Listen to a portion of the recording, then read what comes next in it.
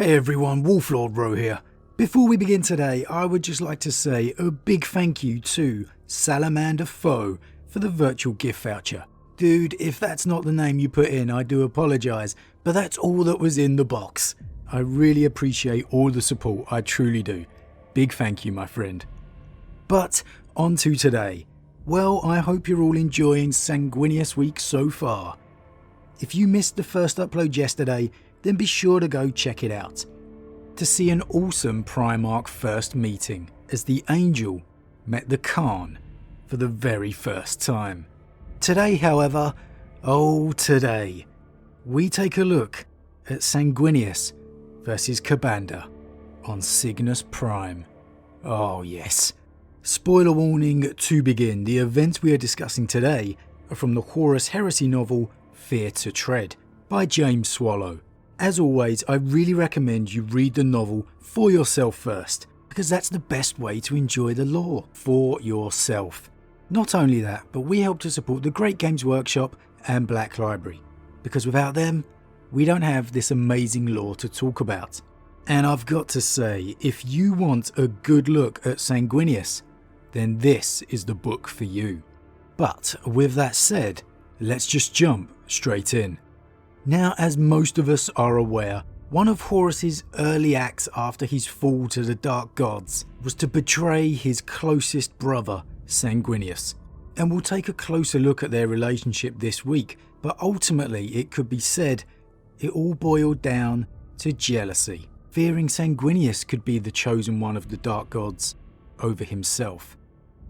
The War Master ordered Sanguinius to take his legion to the star system of Cygnus, and it was upon the wasted plains of Cygnus Prime where Sanguinius faced off with Ka'Bandha, one of Khorne's most powerful generals.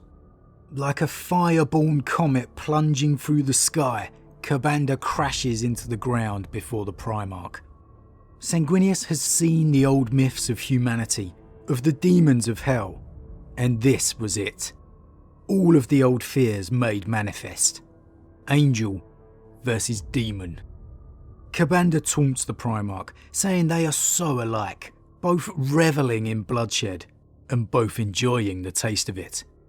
But Sanguinius, he sees only a monster to be killed. I answer only to Khorne. I am the warlord of this place. You are nothing to me, said the Angel. And he attacked. And the fight is on. Angel versus demon, Primarch versus Bloodthirster. The beast is quicker than Sanguinius expected, but he manages to block and avoid its blows, slashing the tip of his sword across Ka'Bandha's face, biting deep into its bellowing features. But Sanguinius isn't done. He turns on the beast, avoiding its flailing whip and pressing on the attack, forcing the demon on the defense. The battle all around them now as Blood Angel legionaries fighting off the demon horde, a smaller mirror to the fight between their lords, playing out countless times across the battlefield. Ka'Bandha has the edge in power, but Sanguinius the speed. The demon throws his whip straight towards the face of the Primarch. And there's an awesome line with how Sanguinius with his free hand catches the barbs of the whip, yanking them forward, and just smacks the demon square in the face with the hilt of his sword, shattering tusks and teeth all over the place. And it's just absolutely awesome. If you want to see peak Sanguinius, this is it. He's just bitch slapping Ka'Bandha all over the place.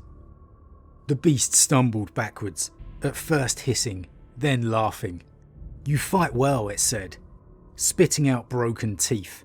No ephemeral has ever cut me before. But I cannot be bested. Why do you try?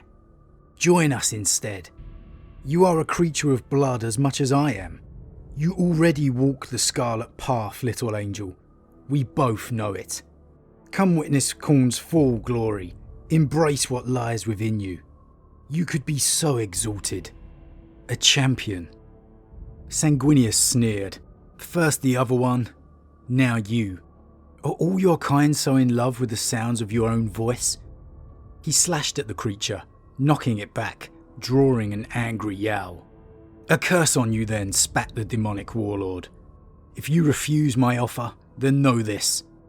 I will destroy all that you hold dear, and plague your sons for as long as your legion exists."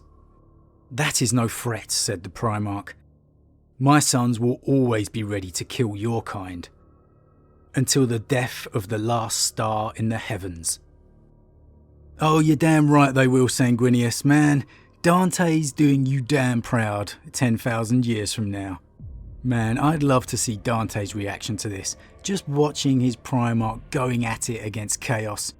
Seeing Ka'Bandha basically begging Sanguinius to join them because he's getting his butt kicked all over the place. I know we'll never get it, but at least give us Guilliman talking of Sanguinius to Dante. But back to the story, Ka'Bandha smashes aside a stalled rhino, killing one of Sanguinius's honour guard.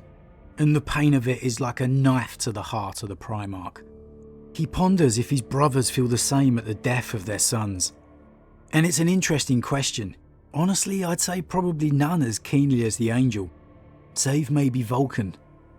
But then the fight takes to the air, as both unfurl their wings, Ka'Bandha crashing into the Primarch, as Sanguinius forces the beast to drop its axe. And the slugfest is on, both of them just raining punches into the other. Sanguinius feeling his armour cracking from the demon's blows. But then, pulling himself closer to the beast, Sanguinius buries his sword into its chest, all the way to the hilt, before they both crash to the ground. It was the Angel who stood first. Bloody and panting, he rose and drew up his sword, even as Ka'Bandha writhed in the mud, barking out sounds of frenzied agony.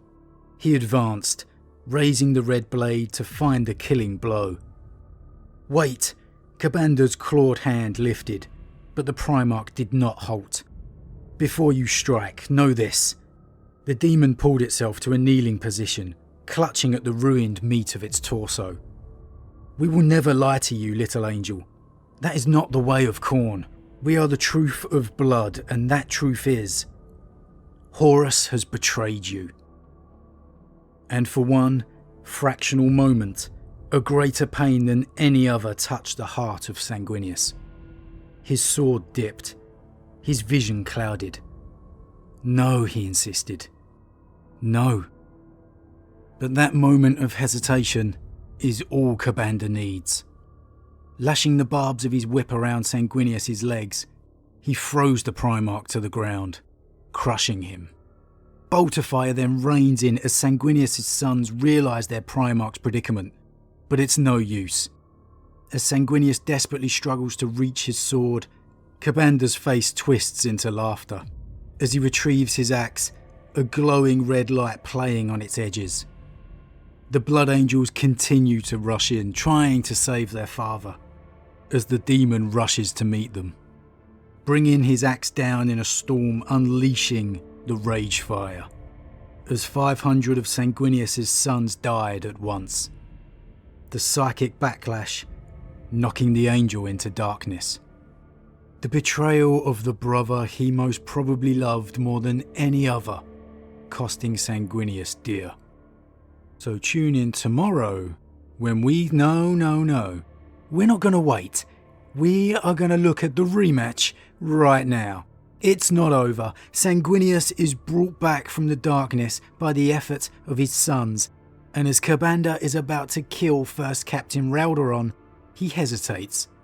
The Angel is back, and this time, Ka'Bandha doesn't stand a chance.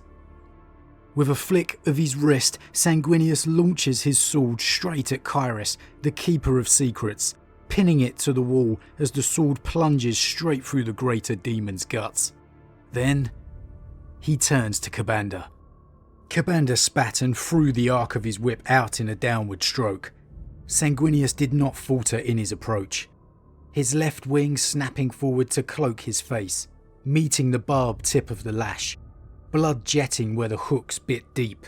He hissed in pain, but shrugged off the assault, closing to point-blank distance, reaching for his foe. The demon was ready for him, and the bloodthirster's other arm fell with the axe, set to cleave the Angel's skull in two. Sanguinius's hands came together in a strident crash of sound, catching the blade between them. For a brief moment, the two titans struggled against each other, eyes locked, muscles bulging. "You came back," grated the demon. "My sons found me." "That changes nothing, little angel."